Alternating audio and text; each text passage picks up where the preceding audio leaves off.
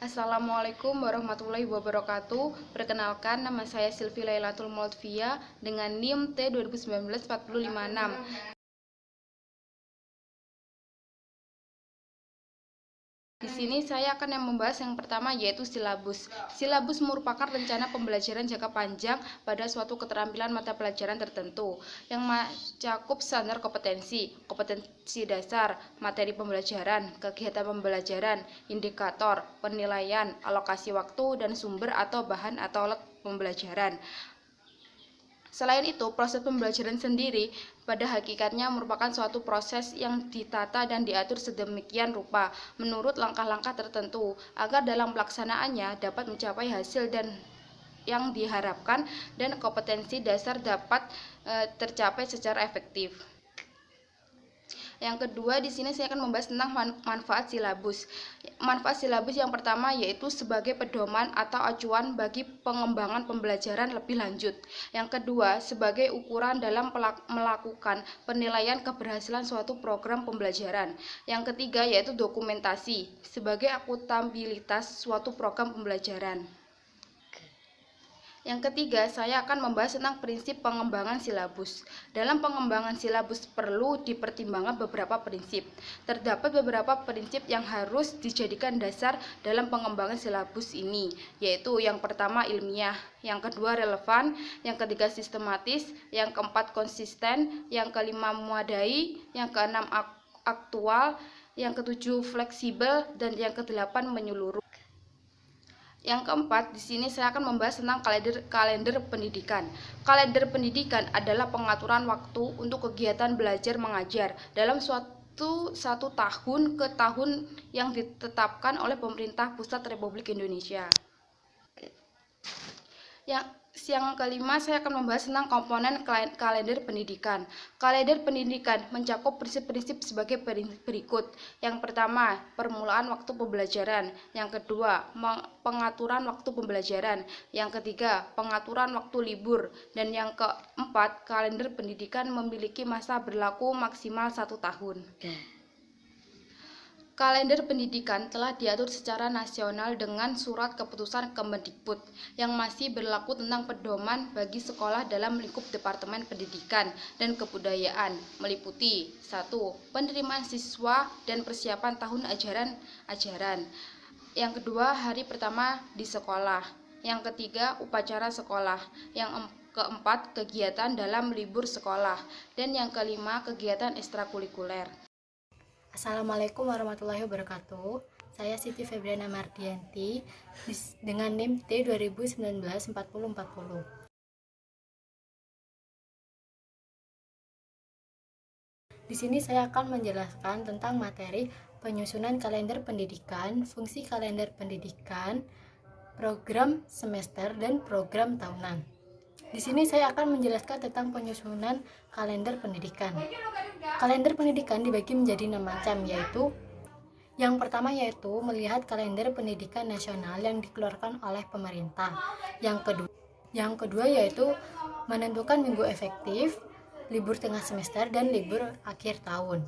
Yang ketiga, menyesuaikan kalender dengan hari libur umum atau agama.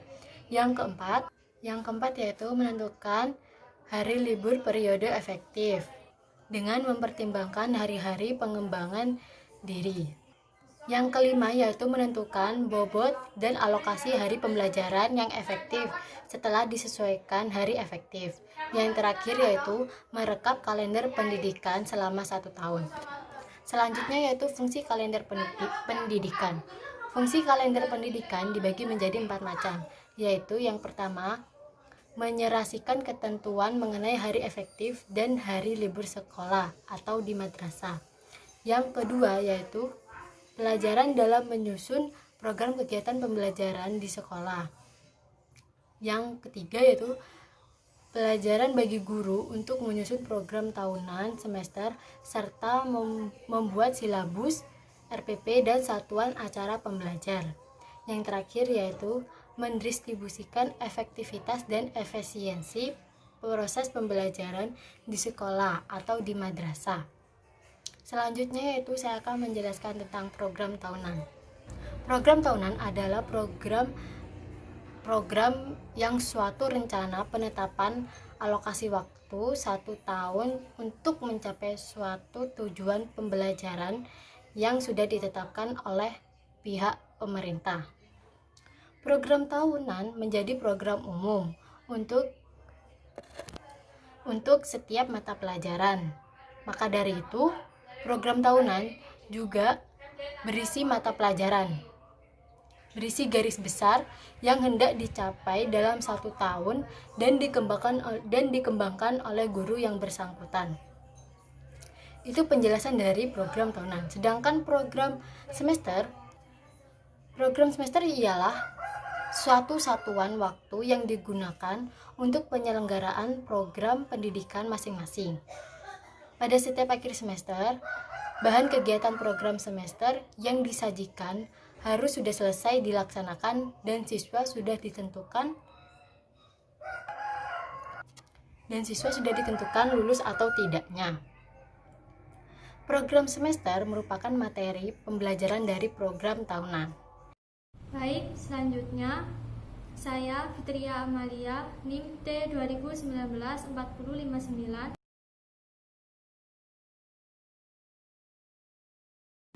akan menjelaskan kelanjutan dari perangkat pembelajaran tematik yang terakhir, yakni rencana pelaksanaan pembelajaran.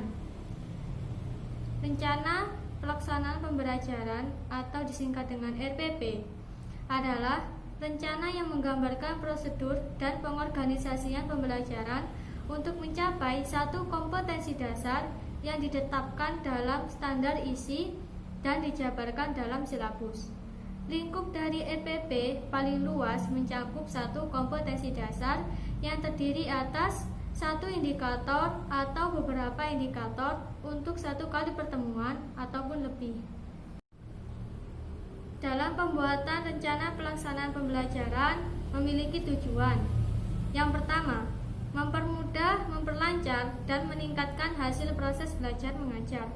Yang kedua, memberi kesempatan bagi pendidik untuk merancang pembelajaran yang sesuai dengan kebutuhan peserta didik, kemampuan pendidik, dan fasilitas yang dimiliki sekolah. Yang terakhir, dengan menyusun rencana pembelajaran secara profesional, sistematis, dan berdaya guna, maka guru mempermudah sebagai kerangka kerja logis dan terencana. Dalam pembuatan RPP pun tidak sembarangan, ada hal-hal yang perlu diperhatikan dalam pembuatan RPP. Sesuai dengan Permendiknas nomor 41 tahun 2007 tentang prinsip-prinsip rencana pembelajaran sesuai dengan standar proses yang terdiri dari: pertama, memperhatikan perbedaan individu peserta didik. Yang kedua, bersifat fleksibel. Yang ketiga, mendorong partisipasi aktif peserta didik. Yang keempat, mengembangkan budaya membaca dan menulis. Yang kelima, disusun untuk setiap kompetensi dasar. Yang keenam, memberikan umpan balik dan tindak lanjut RPP. Yang ketujuh, keterkaitan dan keterpaduan.